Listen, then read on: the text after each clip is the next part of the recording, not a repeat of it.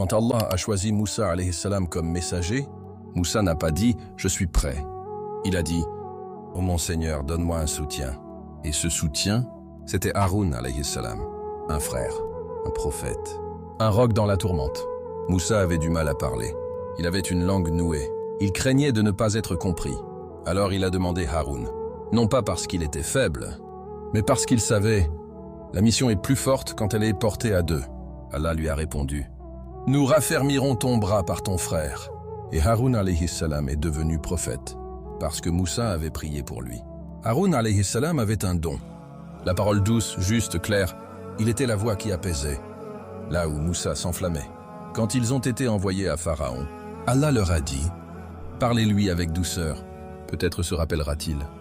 Haroun était cette douceur, et quand Pharaon s'est enfoncé dans l'arrogance, il a tenu sa place sans jamais trahir son Seigneur. Quand Moussa est monté sur le mont Sinaï pour recevoir la Torah, Haroun est resté derrière, chargé de guider le peuple. Mais un homme du nom de Samiri a fabriqué une idole, un veau d'or, et le peuple a commencé à l'adorer. Haroun les a avertis, il les a suppliés, il les a appelés à revenir à Allah, mais ils l'ont presque rejeté.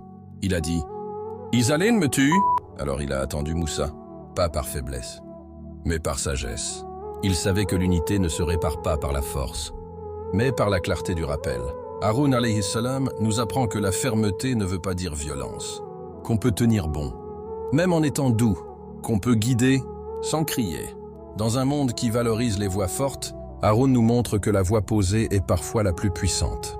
Et surtout, il nous rappelle que derrière chaque mission, il y a parfois un soutien silencieux, sans qui rien n'aurait été possible. Demain, on entre dans un récit bouleversant. Celui d'un jeune homme abandonné, vendu, emprisonné. Et pourtant, élevé par Allah, Youssouf alayhi salam, le prophète de la beauté, de la sagesse et du pardon. Abonne-toi, chaque soir à 21h, on avance ensemble vers notre héritage prophétique. Que la paix soit sur vous.